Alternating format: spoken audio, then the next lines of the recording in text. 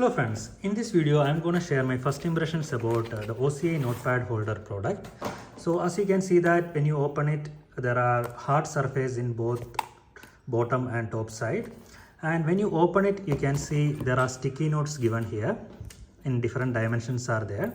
And another thing, you can see that there is some stickers also given, so you can use it like that. And here you can see the papers are there. The quality of the paper is pretty decent. I think it's a high thick paper, and there is a pen also given free along with this, so you have to turn it, then you can see it is activated and it is very easy to use.